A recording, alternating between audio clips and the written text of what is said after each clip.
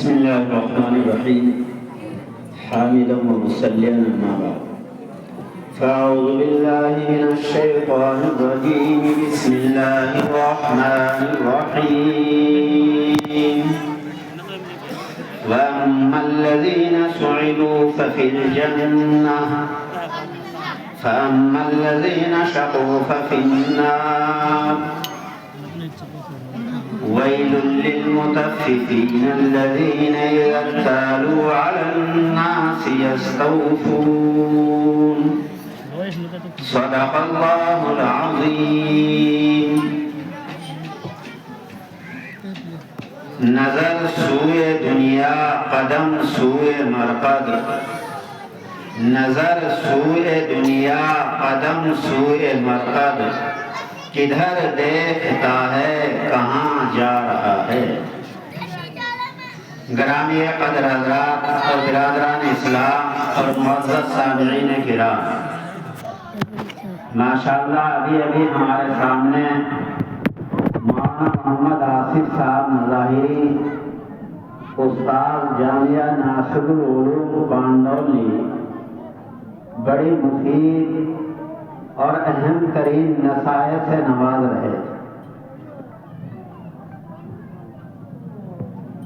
حقیقت یہی ہے کہ دن بدن ہم لوگ غفلت میں پڑے جا رہے ہیں.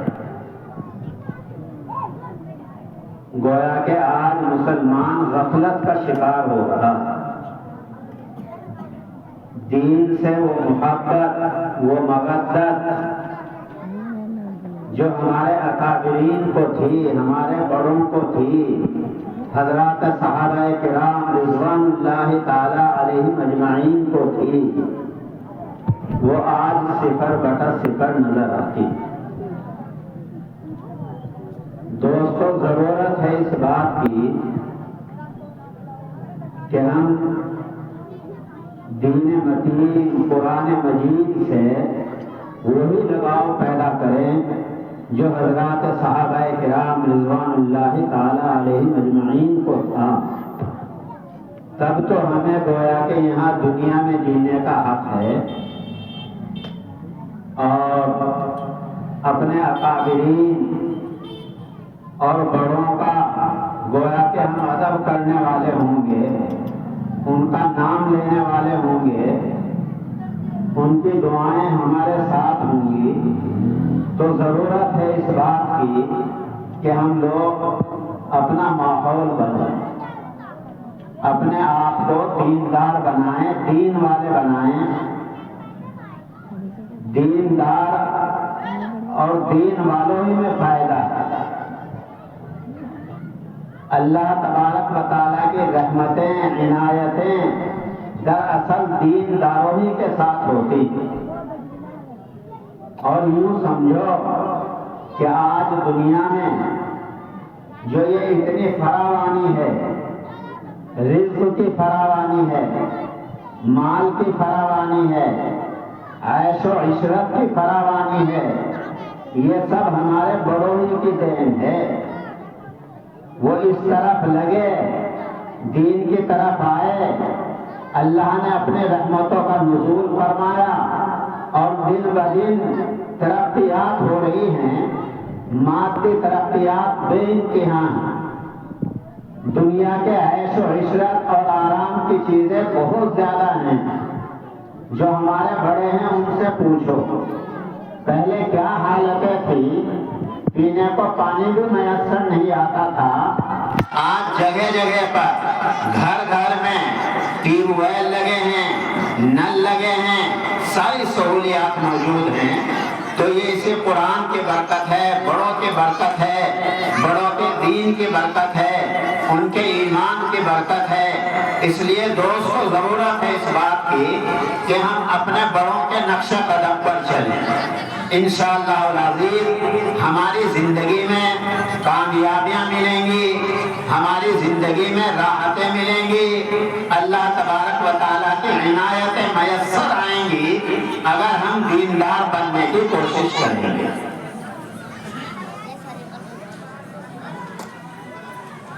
سب سے پہلے میں نے ایک چھوٹی سی آیت پڑھی وَأَمَّا الَّذِينَ سُعِدُوا فَفِي الْجَنَّةِ،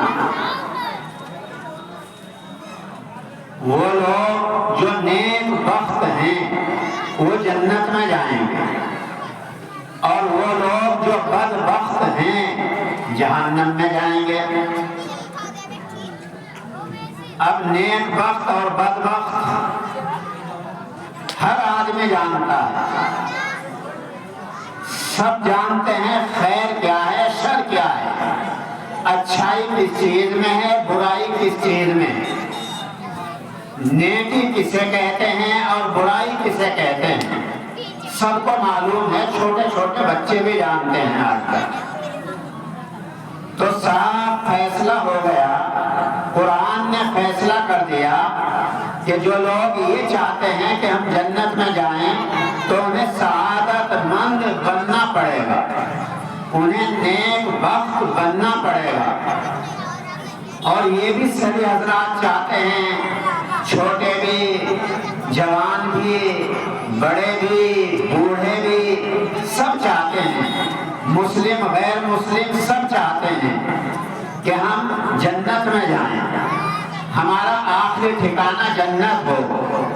تو جنت کے لیے جنت والے اعمال کیے جاتے ہیں اور جہنم کے لیے جہنم والے اعمال کیے جاتے ہیں۔ تو قرآن نے کہا کہ جو لوگ سعادت مند ہوں گے نیک بخت ہوں گے وہ جنت میں جائیں گے۔ اب نیک بختی کے لیے سعادت مندی کے لیے ہمارے لیے حضرات علماء نے کچھ چیزیں بتلائی ہیں اور کچھ طریقے بتلائے ہیں کہ آدمی سعادت مند کیسے بنے گا۔ جب سعادت مند بن جائے گا تو اس کے لیے جنت کے فیصلے ہوں گے۔ حضرات علماء نے لکھا کہ سعادت مند بننے کے لیے نیک بخت بننے کے لیے 4 چیزوں کا ہونا ضروری ہے۔ پہلی چیز طہارت، دوسری چیز انابت، تیسری چیز سماحت، چوتھی چیز صداقت اور عدالت، پھر 5ویں چیز سعادت ہوگی۔ گویا کہ جب ہم ان 4 چیزوں کو اپنی زندگی میں لائیں گے تو ہم سعادت مند بن جائیں گے۔ سب سے پہلی بات میں نے بتائی طہارت۔ طہارت کہتے ہیں پاکیزگی کو، طہارت کہتے ہیں پاک ہونے کو۔ ہر آدمی پاک ہونے کی کوشش کرے۔ اللہ کو طہارت پسند ہے، اللہ نظیف ہے، نظافت کو پسند کرتا ہے۔ اللہ پاک ہے، پاکی کو پسند کرتا ہے۔ اسی لیے اللہ نے نماز سے پہلے وضو کو رکھا، پاکیزگی کو رکھا کہ میری عبادت بھی باوضو ہونی چاہیے۔ میری عبادت کرو تو پہلے وضو کرو، پاکیزہ ہو جاؤ۔ تو گویا کہ پاکیزگی اور پاکی اللہ کو پسند ہے۔ جنت میں جانے کے لیے، سعادت مندی کے لیے، نیک بختی کے لیے سب سے پہلے طہارت کا ہونا ضروری ہے کہ آدمی پاکیزہ ہو۔ میں آپ کو بتلاؤں، آقا نامدار جناب محمد رسول اللہ صلی اللہ علیہ وسلم ہر وقت پاک رہتے تھے، باوضو ہو کر سوتے تھے اور باوضو رہتے تھے۔ چنانچہ ایک دفعہ اللہ کے رسول صلی اللہ علیہ وسلم پیشاب پاخانے سے فارغ ہو کر باہر آئے اور باہر آ کر دیکھا پانی وہاں تھا نہیں، تو آپ نے ڈھیلا اٹھایا اور اس پر تیمم کر لیا۔ جب تیمم کرنے لگے ایک صحابی وہاں موجود تھے، انہوں نے کہا اللہ کے رسول پانی قریب ہے، تھوڑی دور پانی ہے، آپ تشریف لے چلیں۔ اللہ کے رسول نے کیا جواب دیا؟ اللہ کے رسول نے فرمایا کہ یہ کس کو معلوم ہے وہاں تک جا بھی سکیں گے نہیں جا سکیں گے، وہاں تک سانس ہے کہ نہیں ہے، وہاں تک کی زندگی قسمت میں ہے کہ نہیں ہے، اس لیے میں کیوں اتنی تاخیر کروں اپنے پاک ہونے میں اور پاکیزہ رہنے میں اور باوضو رہنے میں کہ میں وہاں جاؤں؟ میں تو اس سے پہلے یہی مٹی موجود ہے، میں مٹی سے تیمم کرتا ہوں۔ آدمی کو پاکی کا حکم دے دیا جاتا ہے کہ جب پانی نہ ملے، پانی نہ ہو تو تیمم کر لو، وہ پاک ہو گیا۔ کہ وہاں تک جانے سے پہلے بھی میں پاک ہونا چاہتا ہوں۔ یہ اللہ کے رسول کی پاکیزگی کی بات تھی، پاک ہونے کی بات تھی، صفائی کی بات تھی کہ اللہ کے رسول کتنی پاکی اور صفائی کو پسند فرمایا کرتے تھے۔ اس لیے دوستو، سب سے پہلی چیز طہارت کا خوب خیال رکھنا چاہیے۔ ظاہری بھی طہارت ہو، باطنی بھی طہارت ہو۔ ظاہر میں آدمی اچھے سے اچھے کپڑے پہنتا ہے تو اسی طرح اللہ یہ چاہتا ہے کہ ہمارے چہرے بھی پاک صاف ہوں، ہاتھ بھی ہمارے دھلے جاتے رہتے ہوں۔ دیکھو جو آدمی پنجگانہ نماز پڑھتے ہیں، پنجگانہ وضو کرتے ہیں تو کتنے صاف ستھرے نظر آتے ہیں۔ تو اللہ تو یہ چاہتا ہے میرے بندے پاک صاف رہیں، تو طہارت بہت اچھی چیز ہے۔ اس لیے طہارت کا خیال رکھا جائے۔ اور طہارت کے بعد دوسری چیز انابت۔ انابت کہتے ہیں رجوع کرنے کو، انابت کہتے ہیں اللہ کی طرف متوجہ ہونے کو، انابت کہتے ہیں توبہ اللہ کو۔ گناہ ہو گیا تو اللہ سے توبہ کرو۔ کوئی انسان ایسا نہیں ہے کہ اس سے گناہ نہ ہو، بڑا نہیں ہوا تو چھوٹا ہو گیا۔ ایسی ذات تو فرشتوں کی ہے کہ فرشتوں کو اللہ نے نور سے پیدا کیا، وہ معصوم ہیں، وہ گنہگار نہیں۔ فرشتے تو ایسے ہیں، ورنہ انسان سے چھوٹا بڑا کوئی نہ کوئی گناہ ہو ہی جاتا ہے۔ اس کا علاج اللہ نے بتا دیا کہ وہ توبہ کر لے۔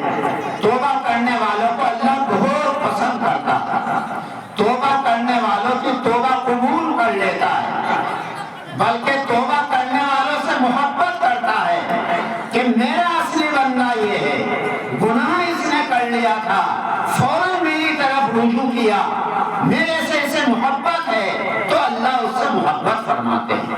تو دوسری چیز توبہ ہے، آدمی توبہ کرے، اللہ کی طرف رجوع کرے۔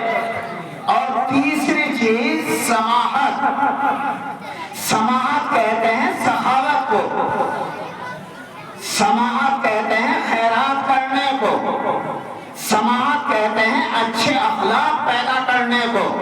آدمی سماحت پیدا کرے، اپنے اندر اچھے اخلاق پیدا کرے، اپنے اندر خیرات کا مادہ پیدا کرے، اپنے اندر سخاوت کا مادہ پیدا کرے۔ اللہ تبارک و تعالیٰ کو سخاوت بہت پسند ہے۔ الصدقۃ رد البلاء، صدقے سے مصیبتیں ٹل جاتی ہیں، سخاوت و خیرات سے اللہ کا قرب مل جاتا ہے۔ حضرت ابو طلحہ انصاری رضی اللہ تعالیٰ عنہ، وہ ایک صحابی رسول ہیں۔ ایک دفعہ اللہ کے رسول صلی اللہ علیہ وسلم کے سامنے ایک فقیر آیا، مجلس لگی ہوئی تھی، بہت سے صحابہ بیٹھے تھے۔ وہ دور مالداری کا نہیں تھا، وہ دور مال و منال کا نہیں تھا، بلکہ وہ دور غربت کا دور تھا۔ اللہ کے رسول صلی اللہ علیہ وسلم نے حضرات صحابہ سے کہا، بھائی کسی کے یہاں کچھ کھانے پینے کی چیز ہو، اس فقیر کو لا کر دے دو، یہ ہمارا مہمان ہے، اسے کھانے کی ضرورت ہے۔ کوئی آدمی اپنے یہاں سے لا کر کھانا کھلا دو یا اپنے گھر لے کر چلے جاؤ۔ سب سے پہلے اللہ کے رسول صلی اللہ علیہ وسلم نے اپنے گھر آدمی بھیجا، اپنے ازواج، جو ہماری ازواج مطہرات ہیں، اللہ کے رسول کی بیویاں ہیں، ان گھروں میں آدمی کو بھیجا کہ پوچھ کر آؤ کہیں کھانا رکھا ہو تو دے دیں تاکہ اس مہمان کو کھلا دیں۔ اللہ کے رسول کے یہاں، ان کی بیویوں کے یہاں قاصد پہنچتا ہے، پوچھتا ہے کہ کھانا ہے، کہ یہاں کچھ نہیں ہے، کسی کے یہاں کچھ بھی نہیں ملا۔ اتنے فقر و فاقے کے دن تھے، ایسے غربت کا دور تھا کہ کہیں کچھ بھی نہیں تھا۔ قاصد واپس آ گیا۔ اللہ کے رسول نے حضرات صحابہ سے کہا بھائی کوئی ہے جو اس ہمارے مہمان کو اپنے گھر لے جائے اور جا کر کھانا کھلائے۔ حضرت ابو طلحہ انصاری رضی اللہ تعالیٰ وہ کھڑے ہوئے اور انہوں نے کہا اے اللہ کے رسول اس مہمان کو میرے ساتھ بھیج دو۔ اللہ کے رسول نے وہ مہمان حضرت ابو طلحہ انصاری کے ساتھ بھیج دیا۔ حضرت ابو طلحہ انصاری اس مہمان کو لے کر اپنے گھر گئے، مہمان کو بٹھا دیا، اپنی اہلیہ سے پوچھا کہ گھر میں کھانے کو کچھ ہے؟ اللہ کے رسول نے مہمان بھیجا ہے، اس مہمان کو کھلانا ہے۔ بیوی نے کہا کہ گھر میں تو کچھ بھی نہیں ہے، کچھ تھوڑے بہت روٹی کے ٹکڑے رکھے ہوئے ہیں اور وہ بھی بچوں کے لیے ہیں، بچے کھائیں گے تو سو جائیں گے اور کچھ نہیں ہے گھر میں۔ حضرت ابو طلحہ انصاری نے کہا کہ بچوں کو تو تھپکی دے کر سلا دینا اور مہمان کو یہ کھانا کھلا دو جو کچھ رکھا ہوا ہے، بچوں کو آہستہ آہستہ سلا دو۔ بیوی نے کہا کہ یہ تو 2-4 ٹکڑے ہیں، ان میں کیا مہمان چھکے گا، مہمان کہاں سے سیراب ہو جائے گا۔ حضرت ابو طلحہ انصاری کا جواب سنو۔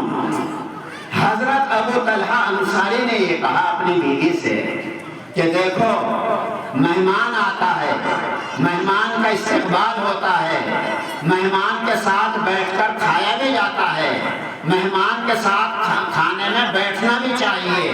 تم انہی جو بھی ہمارے پاس ہے تھوڑا بہت جو کچھ بھی ہے دسترخوان بچھاؤ، اس کے اوپر لگا۔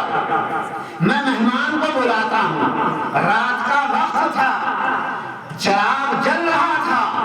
حضرت ابو طلحہ انصاری نے کہا اپنی بیوی سے کہ دیکھو تم جب مہمان آ کر بیٹھ جائے اور ہم کہیں کہ چلو جی کھانا شروع کرو، بسم اللہ پڑھو، ہم شروع کریں گے اور تم آہستہ سے اٹھنا اور یہ کہنا کہ میں چراغ کو ٹھیک کر دوں۔ یہ چراغ پتہ نہیں کیوں آج کیسا ہو رہا، اس چراغ میں کبھی روشنی ہو رہی کبھی نہیں ہو رہی، اس بہانے سے تم چراغ کی بتی نیچے کھینچ دینا تاکہ یہ چراغ بجھ جائے، اور پھر میں بھی اور تو بھی اپنے ہاتھوں کو پیچھے کھینچ لیں گے۔ مہمان کھاتا رہے گا، اندھیرے میں مہمان کھا لے گا، مہمان چھک جائے گا، مہمان سیراب ہو جائے گا اور پھر مہمان اپنے گھر چلا جائے گا۔ بہرحال رات میں حضرت ابو طلحہ انصاری نے یہ کیا۔ صبح ہوتی ہے، اللہ کے رسول صلی اللہ علیہ وسلم کے پاس ابو طلحہ انصاری پہنچے۔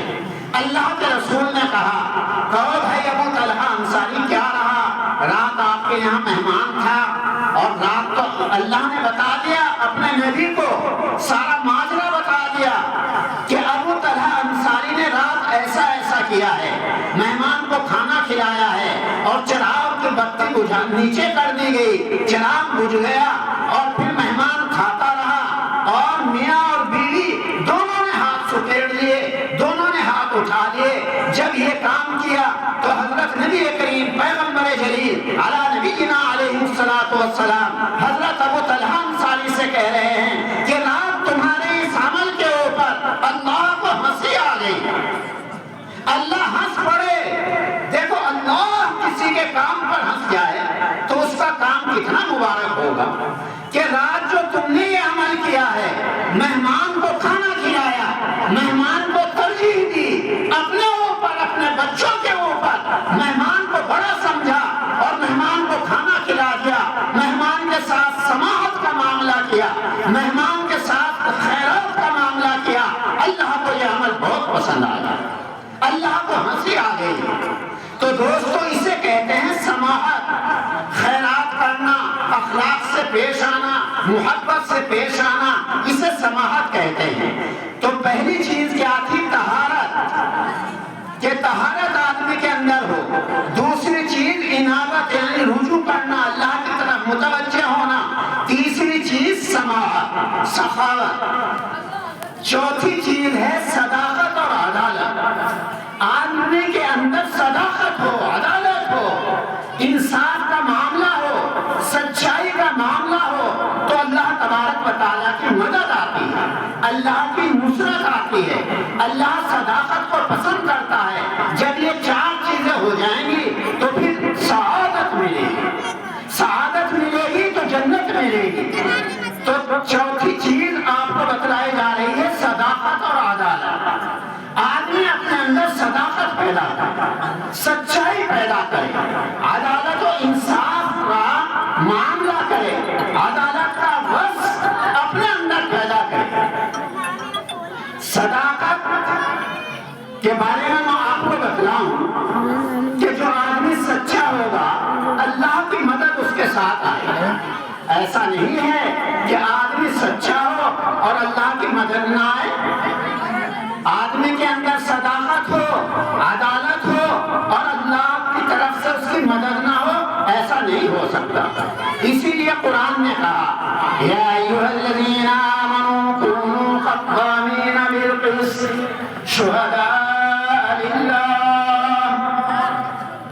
اے ایمان والو، تم انصاف کے اوپر قائم رہو، صداقت کے اوپر قائم رہو، سچی گواہی دو، سچ بولو۔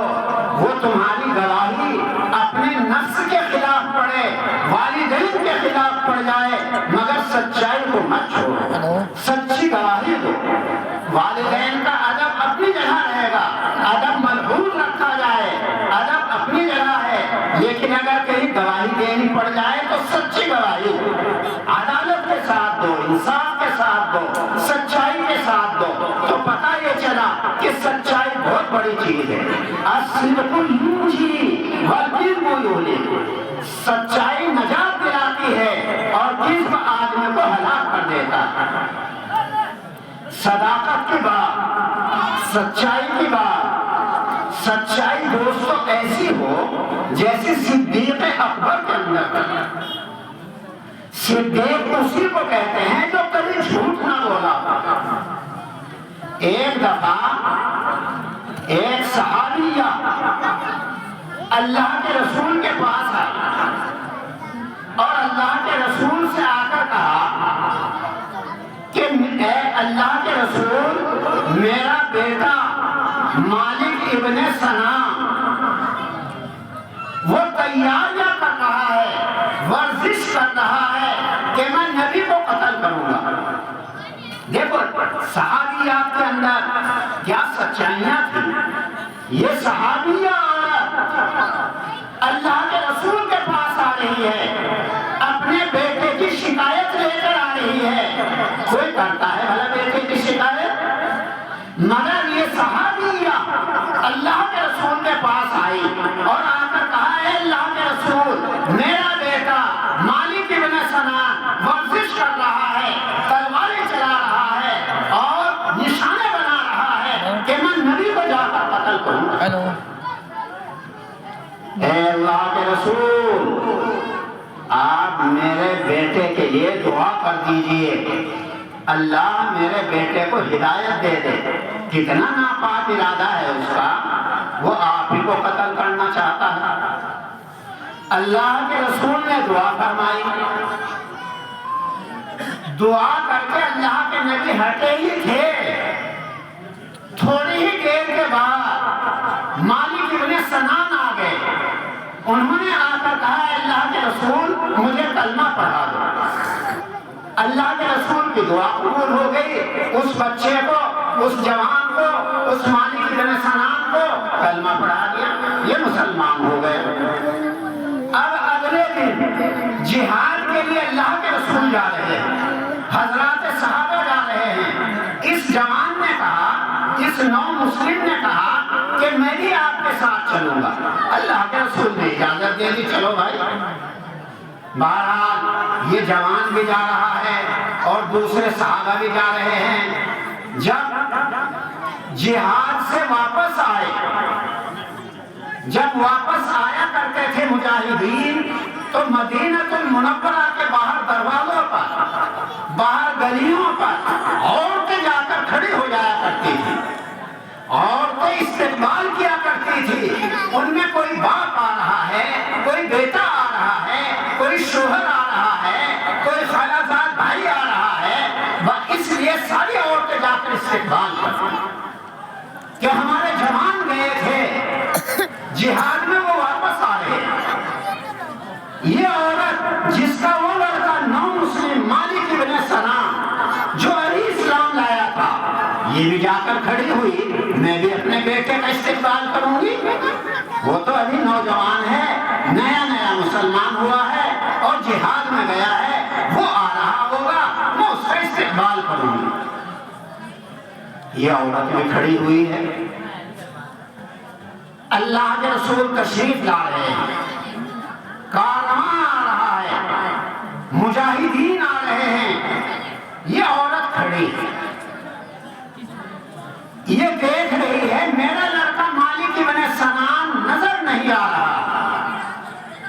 اللہ کے رسول سے پوچھا، اے اللہ کے رسول، میرا بیٹا نظر نہیں آ رہا ہے، آپ کے ساتھ گیا تھا۔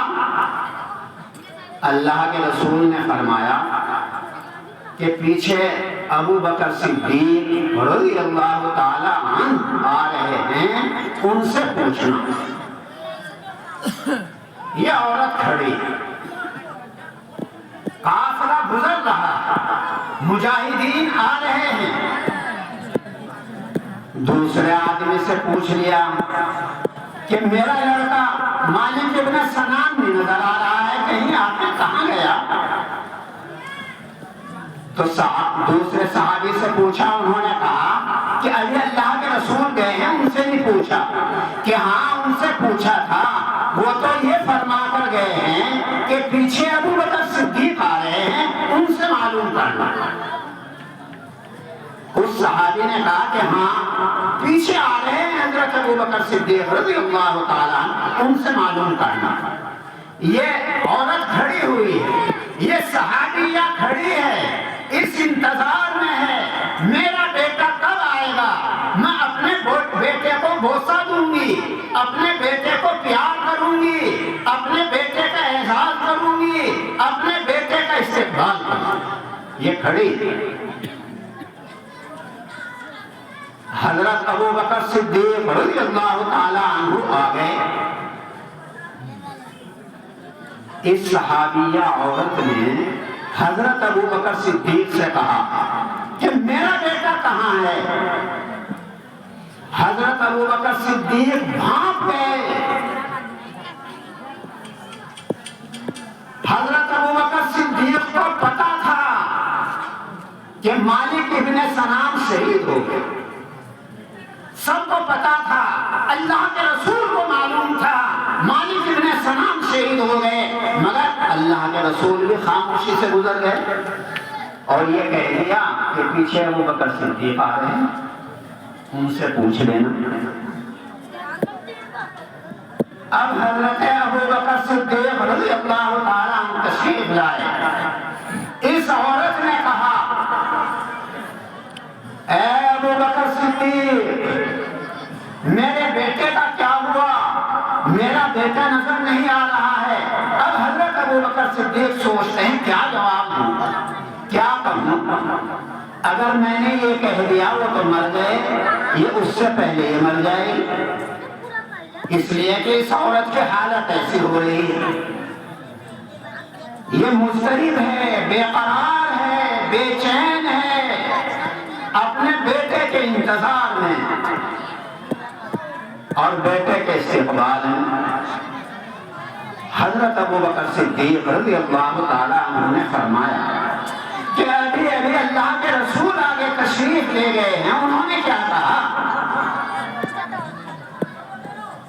اس عورت نے کہا کہ وہ تو یہ کہہ کر گئے ہیں پیچھے ابو بکر صدیق آ رہے ہیں۔ ابو بکر صدیق نے کہا کہ تیرا بیٹا آ رہا ہے، تیرا بیٹا آ رہا اور یہ کہہ کر حضرت ابوبکر صدیق بھی گزر گئے. یہ عورت نہیں کھڑی ہے، بیٹا نہیں آیا. آنے والے مجاہدین کی تعداد ختم ہو گئی، سب آگے مسجد نبوی میں پہنچ گئے. حضرت ابوبکر صدیق رضی اللہ تعالیٰ عنہ نے اپنا پلہ پسارا، دعا کرنی شروع کر دی. اے اللہ، میں کل قیامت میں میدان محشر میں کیا جواب دوں گا؟ اللہ کے نبی کے سامنے پیشی ہوگی اور وہاں یہ کہا جائے کہ ابوبکر صدیق جھوٹ بولا ہے. اور صدیق اسے کہتے ہیں جس نے کبھی زندگی میں جھوٹ نہ بولا ہو، اسی لیے ابوبکر صدیق کو ابوبکر صدیق کہتے ہیں. اے اللہ، آپ حضرت عیسیٰ علیہ نبینا علیہ السلام کی زبان پر جو دعا آتی تھی وہ کہتے تھے کن بإذن اللہ، آپ زندہ کر دیتے تھے. حضرت عیسیٰ کی دعا سے حضرت عیسیٰ زبان پر لاتے، مردے زندہ ہو جایا کرتے تھے. اے اللہ، آج تو اس بندے کو، اس مالک ابن سنان کو، اس بڑھیا کے بیٹے کو اے اللہ زندہ کر دے. یہ دعائیں حضرت ابوبکر صدیق کر رہے ہیں. وہ الگ سے مناجات میں مشغول ہیں، دعاؤں میں مشغول ہیں.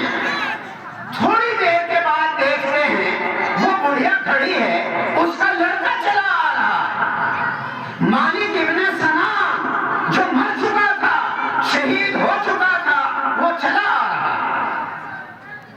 اس عورت نے، اس صحابیہ نے اپنے بیٹے کا پیار لیا، اپنے بیٹے کا بوسہ لیا، اپنے بیٹے کو لے کر جا کر مسجد نبوی میں بیٹھ گئی. وہیں پیچھے ابوبکر صدیق بھی بیٹھے تھے، وہ بھی پیچھے بیٹھے ہوئے تھے. اے اللہ، اس نوجوان کو بھیج دو. یہ دعائیں ہو رہی تھی. وہ نوجوان آ گیا. اس نوجوان کو اللہ کے رسول نے بھی دیکھ لیا کہ بھائی نوجوان آ گیا. حضرات صحابہ نے دیکھا کہ نوجوان آ گیا، نو مسلم آ گیا، نیا نیا اسلام تھا، نئی جوانی تھی. فوراً گئے، تیر و تلوار چلائی اور شہید ہو گئے. اللہ کے رسول صلی اللہ علیہ وسلم حیرت میں ہیں، تعجب میں ہیں، یہ کیا ہو گیا؟ حضرت مالک ابن سنان تو شہید ہو گئے تھے، یہ زندہ کیسے ہو گیا؟ یا اللہ، یہ معاملہ کیسے ہو گیا؟ حضرت صلی اللہ علیہ وسلم بہت تعجب میں. اللہ نے اپنے ملائکہ میں سے حضرت جبریل کو بھیجا جو وحی لے کر آیا کرتے تھے. حضرت جبریل آئے، اللہ کے رسول سے کہا تعجب کی بات نہیں ہے، پریشان ہونے کی بات نہیں ہے، سوچنے کی بات نہیں ہے. ہمارا بندہ ابوبکر صدیق وہ ہم سے مانگ رہا تھا، ہم نے ان کی آواز سن لی. نگاہیں مرد مومن سے بدل جاتی ہیں تقدیریں، نگاہیں مرد مومن سے بدل جاتی ہیں تقدیریں. جو ہو ذوق یقین پیدا تو کٹ جاتی ہیں زنجیریں. حضرت ابوبکر صدیق نے دعا کی ہے، جبریل نے خبر دی نبی کو، ان کی دعاؤں کو اللہ نے سن لیا اور یہ مالک ابن سنان زندہ ہو گئے. تو اللہ کو تو سب قدرت حاصل ہے. یخرج الحی من المیت ویخرج المیت من الحی. وہ زندے سے مردہ کر دے، مردے سے زندہ کر دے، زندے سے مردہ کو نکال دے، مردے کو زندہ سے نکال دے. وہ تو جو چاہے کر سکتا ہے. تو تو اللہ تبارک دوستو اسے کہتے ہیں، دیکھو صداقت، اسے کہتے ہیں سچائی۔ ابو بکر صدیق کی صداقت کام آ گئی، انہوں نے ایک بات کہہ دی، بس اللہ نے اس کو سن لیا، صداقت کی وجہ سے سن لیا، صدیق کی وجہ سے سن لیا۔ تو صدیق اور صداقت سچائی بڑی چیز ہے۔ اللہ تبارک و تعالی ہمیں سچ بولنے کی توفیق عطا فرمائے، اللہ ہمیں سچی زندگی گزارنے کی توفیق عطا فرمائے۔ تو بھائی 4 چیزیں ہو گئی، طہارت، انابت، سماحت، صداقت، 4 چیزیں ہو گئی۔ 5ویں چیز سعادت۔ جب یہ 4 چیزیں ہمارے اندر آ جائیں گی تو ہمیں اللہ سعادت کا مقام عطا فرمائے۔ سعادت نیک بختی، اب ہم نیک بخت ہو جائیں گے۔ سعادت مندوں کے لیے اللہ نے پھر جنت رکھی۔ تو ارادہ کرو دوستو کہ اللہ تبارک و تعالی ہمیں ان 4 چیزوں پر عمل کی توفیق عطا فرمائے اور ہمیں سعادت مند بنائے، ہمیں نیک بخت بنائے۔ ایک اور آیت میں نے پڑھی تھی، وَيْلٌ لِّلْمُطَفِّفِينَ الَّذِينَ إِذَا اكْتَالُوا عَلَى النَّاسِ يَسْتَوْفُونَ وَإِذَا كَالُوهُمْ أَوْ وَزَنُوهُمْ يُخْسِرُونَ۔ ایک یہ آیت بھی پڑھی تھی، یہ آیت بھی اس لیے پڑھی کہ آج ہماری زندگی میں جو سعادت مندی سے، نیک بختی سے، نیک کام کرنے سے جو چیز ہمیں روکتی ہے وہ تکلیف ہے۔ کمی کرنا، ناپ تول میں کمی کرنا، لین دین میں کمی کرنا، طہارت میں کمی کرنا، نمازوں میں کمی کرنا، زکوٰۃ میں کمی کرنا، گویا کہ کسی چیز میں بھی اگر ہم کمی کریں گے، تخفیف کریں گے، کمی وزن میں کم کر دینا، کسی کو سودا دے رہے ہیں تو کم توڑ کر دے دینا، اس سے پیسے پورے لے لینا اور توڑ میں کمی کر دینا، یا اسی طریقے سے ہم کہیں ملازمت کر رہے ہیں، ملازمت میں کمی کر دینا، اوقات میں کمی کر دینا، پورا وقت نہ دینا۔ نوکر بھی کیا ہے، کمی کر دیتا ہے، نوکر سے بھی یہ چیزیں صادر ہو جاتی ہیں۔ اسی طریقے سے آدمی گھروں میں رہتا ہے، بیوی کے حقوق میں کمی ہو گئی، بچوں کے حقوق میں کمی ہو گئی، طرح طرح کی کمیاں ہو جاتی ہیں۔ تو قرآن یہ کہہ رہا ہے وہ لوگ جو کمی کرتے ہیں، ناپ میں، تول میں، لین میں، دین میں، کسی بھی چیز میں کمی کریں، ان کے لیے ویل ہے، جہنم میں ایک گڑھا ہے، اس جہنم میں جانا پڑے گا، اس جہنم کے گڑھے میں گرنا پڑے گا۔ جو آدمی تکفیف کا کام کرتے ہیں، کمی کا کام کرتے ہیں، لین دین میں کمی کرتے ہیں، یا ناپنے میں، تولنے میں کمی کرتے ہیں، تو ان کے لیے ویل ہے۔ یہ ہم سب سے ہو رہا ہے، ہم سب لوگ اس مرض کے شکار ہیں، یہ چیزیں ہمارے اندر ہیں۔ جب اللہ کے نبی صلی اللہ علیہ وسلم مکہ المکرمہ سے مدینہ المنورہ تشریف لائے تو آپ نے دیکھا کہ مدنی زندگی میں، مدینے والوں میں یہ مرض ہے۔ مدینے والے ناپ تول میں کمی کر رہے ہیں، لین دین میں کمی کر رہے ہیں۔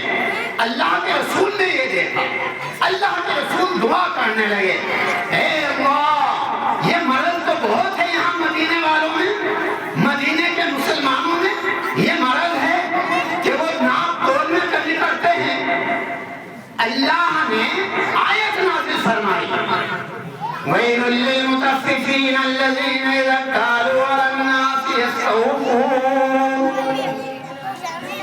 کہ جو لوگ ناپنے میں، تولنے میں کمی کرتے ہیں، لینے میں، دینے میں کمی کرتے ہیں، حق پورا نہیں کرتے، حق دباتے ہیں، تو ان کے لیے ویل ہے۔ جب یہ آیت اتر گئی، اگرچہ یہ سورت مکی ہے، اس میں کیا ہے، مدنی آیتیں بھی ہیں، مدنی آیتیں اس سورت کے اندر موجود ہیں۔ وہاں پر مدینے میں اللہ نے آیتیں نازل فرمائی۔ فرمائی۔ جب یہ آیتیں اتری تو روایات میں آتا ہے مدینہ المنورہ میں ناپ اور تول صحیح ہونے لگا، لوگوں نے سب کچھ چھوڑ دیا، کمی کرنی چھوڑ دی، ناپ میں کمی چھوڑ دی، تولنے میں جو کمی کرتے تھے اس کو چھوڑ دیا، صحیح ترازو ہاتھوں میں لے لی، صحیح طریقے سے ناپنے لگے، آلے صحیح کر لیے، سب کچھ انہوں نے صحیح کر لیا۔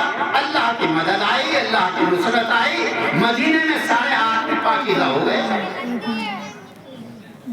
آج یہ زندگی ہے کہ مدینے والوں کو یاد کرتے ہیں، مدنی زندگی کو یاد کرتے ہیں، لوگ کہتے ہیں میرا انتقال مدینے میں ہو جائے، مجھے جنت البقیع میں دفن کر دیا جائے۔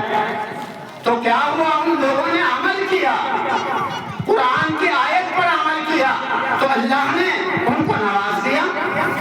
حضرت عمر فاروق رضی اللہ تعالیٰ انہوں نے ایک دفعہ دیکھا کہ ایک آدمی وضو کر رہا ہے، مدینہ المنورہ کی بات ہے کہ ایک آدمی وضو کر رہا ہے اور جلدی جلدی کر رہا ہے، نہ ہاتھ سے ہی دھوئے گئے، نہ کلی کی گئی، نہ ناک میں پانی دیا گیا، جلدی جلدی وضو کر لیا۔ حضرت عمر فاروق نے کہا لقد تطفف، اس نے تو بہت کمی کر دی، وضو کرنے میں کمی کر دی، وضو صحیح نہیں کیا۔ تو اتنا امن و امان مدینے میں ہو گیا تھا، اتنی کیا ہے دیکھ بھال مدینے میں ہو گئی تھی کہ بھائی وضو میں طہارت میں کمی نہ کرو، عبادت میں کمی نہ کرو، نماز میں کمی نہ کرو، زکوٰۃ میں کمی نہ کرو، کسی بھی چیز میں کمی نہ کرو، جو حق ہے وہ حق دو، حق کے ساتھ رہو، اللہ کی مدد آئے گی، نصرت آئے گی۔ اللہ تعالی ہم سب کو عمل کی توفیق عطا فرمائے، اللہ تعالی ہمیں ان چاروں چیزوں کے اوپر عمل کی توفیق عطا فرمائے، اللہ تبارک و تعالی ہمیں تکلیف سے پاک فرما دے، ہماری زندگی میں حق پیدا فرما دے، ہماری زندگی میں صداقت پیدا فرما دے، ہمارے اندر جو کمیاں ہیں اللہ تبارک و تعالی ان کمیوں کو دور فرما دے۔ مسلمان کا کام نہیں ہے کہ اس کے اندر کمی ہو، وہ تو اپنی کمیوں کو دور کرنے کی فکر کرے۔ اللہ مجھے بھی آپ کو بھی عمل کی توفیق عطا فرمائے۔ وآخر دعوانا ان الحمد للہ رب العالمین۔